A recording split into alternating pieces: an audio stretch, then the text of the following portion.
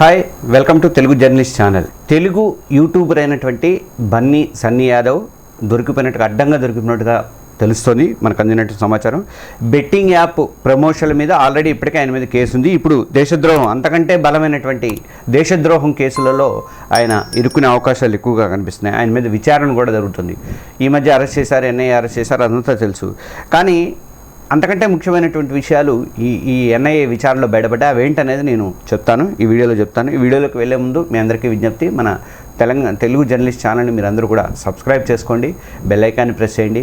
అలాగే ఈ video like చేస్తే మీరు లైక్ చేయడం వల్ల ఎక్కువ మందికి యూట్యూబ్ వాళ్ళు రికమెండ్ చేయడానికి అవకాశం అనేది ఉంటుంది. ఇక వీడియోలోకి వెళ్దాం.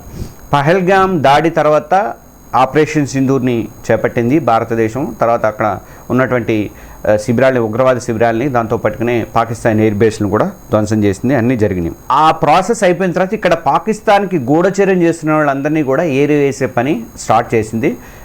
పోలీసులు కానీ ఎన్ఐఏ కానీ స్టార్ట్ చేశారు. అది ప్రాసెస్ అనేది ఇప్పుడు నడుస్తుంది. అందులో భాగంగా మనకి అంటే మన సైనికుల రహస్యాలు కానీ, వాళ్ళ కదలికలు కానీ, వాళ్ళకి చేరవేసినటువంటి వాళ్ళని, కొందరిని ఆ ఆరోపణలు వచ్చిన వాళ్ళందరినీ కూడా ఎన్ఐఏ అదుపులోకి తీసుకుంది.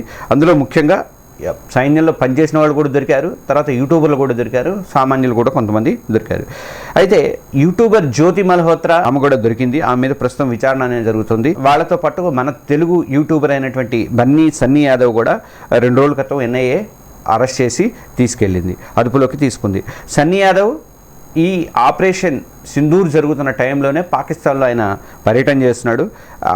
దానికి సంబంధించిన వీడియోలు కూడా అప్లోడ్ చేశాడు. దాని మీదే ఇప్పుడు ఈ ఎన్ఐఏ విచారణ అనేది జరుగుతుంది. ఈ ఆపరేషన్ సింధూర్ జరగకంటే ముందు అటువైపు వాళ్ళు ఇటు రావద్దు, ఇటువైపు వాళ్ళు అటు రావద్దు అని చెప్పేసి కండిషన్స్ అనేది పెట్టారు. అటు పాకిస్తాన్ తీసుకుంది, ఇటు మనము తీసుకున్నాము. కానీ ఆ టైంలో కూడా ఆయన అక్కడే ఉండి ఏం చేశాడు, ఎవరిని కలుసుకున్నాడు అని చెప్పేసి, అసలు ఆయనకి ఎలా నడుస్తుంది, ఆయనకి ఎట్లా నడిచింది, అక్కడ తిరగడానికి ఎలా అవకాశం వచ్చిందని దాని మీద ఎన్ఐఏ ఎంక్వైరీ చేస్తుంది. ఆ ఎంక్వైరీ టైంలోనే కొన్ని కీలకమైనటువంటి విషయాలు బయటపడ్డాయి.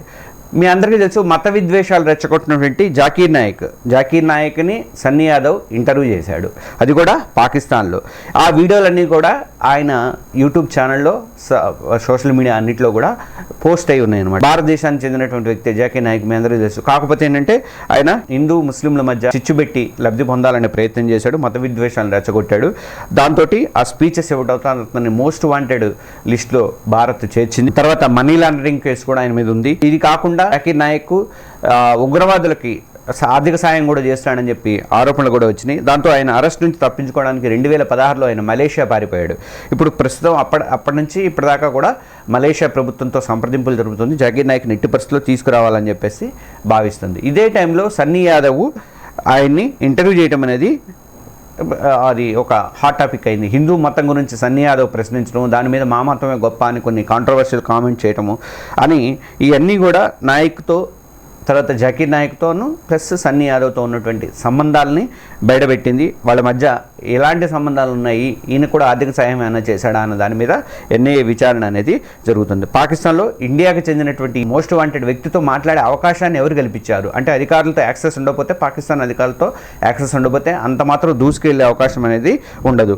అందుకని వాళ్ళతో సంబంధాలు ఏమైనా ఉన్నాయా, లేదంటే ఉగ్రవాదులతో సంబంధాలు ఉన్నాయా అన్న దాని మీద ఇప్పుడు విచారణ అనేది నడుస్తుంది. అయితే పాకిస్తాన్లో సన్నీ యాదవ్కి జ్యోతి మల్హోత్రాకి ఇచ్చినట్టే ఏమైనా ట్రీట్మెంట్ ఇచ్చారా? జ్యోతి మల్హోత్రా వెళ్తున్నప్పుడు ఆమె చుట్టూ 4 సాయుధులు ఉండేవాళ్ళు అనమాట. 4 సాయుధులు ఉండి తుపాకులు పట్టుకొని ఆమెను జాగ్రత్తగా తీసుకుని వెళ్తుంటే ఆమె షూట్ చేసుకుంటూ వెళ్ళేది అనమాట. అలాంటి పరిస్థితి ఏమన్నా, అలాంటి సౌకర్యం ఏమన్నా ఈయనకి సన్నీ యాదవ్ కూడా కల్పించారా లేదా అనేది ఆ వీడియోలలో దాని మీద ఆయన మీద అయితే నడుస్తుంది. తర్వాత అటు సోషల్ మీడియాలో కూడా ట్రోలింగ్ పెద్ద ఎత్తున నడుస్తుంది. దేశద్రోహి అంటూ కామెంట్లు చేస్తున్నారు. ఆయన అక్కడున్నాడు, ఇక్కడ ఇట్లా చేశాడు, అక్కడ ఇట్లా చేశాడు అని చెప్పేసి అంటున్నారు. పేరెంట్స్ మాత్రం ఉగ్రవాదులతో ఎలాంటి సంబంధాలు లేవు, ఆయన బైక్ మీద వెళ్ళి ఎక్కడికైనా వెళ్ళి తీసుకొస్తాడు, వీడియోలు తెచ్చుకుంటాడే తప్ప అలాంటి పరిస్థితులు ఎప్పుడూ లేవు ఉంటుంది. కానీ రాబోయే రోజుల్లో ఎన్ఐఏ ఇంకా ఎలాంటి కీలకమైనటువంటి అంశాలని సన్నీ యాదవ్ నుంచి రాబడుతుంది అనేది చూడాలి. ఇటు మనకు ఎలాగో సూర్యాపేటలో ఆయన మీద బెట్టింగ్ యాప్ మీద ఒక కేసు కూడా నమోదై ఉంది.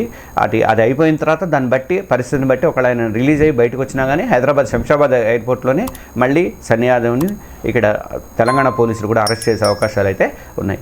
మీరందరూ కూడా ఈ వీడియో మీద కామెంట్ చేయండి, ఈ వీడియో లైక్ చేయండి, అలాగే మన ఛానల్ని సబ్స్క్రైబ్ చేసుకోండి, తెలుగు జర్నలిస్ట్ ఛానల్ని సబ్స్క్రైబ్ చేసుకోండి.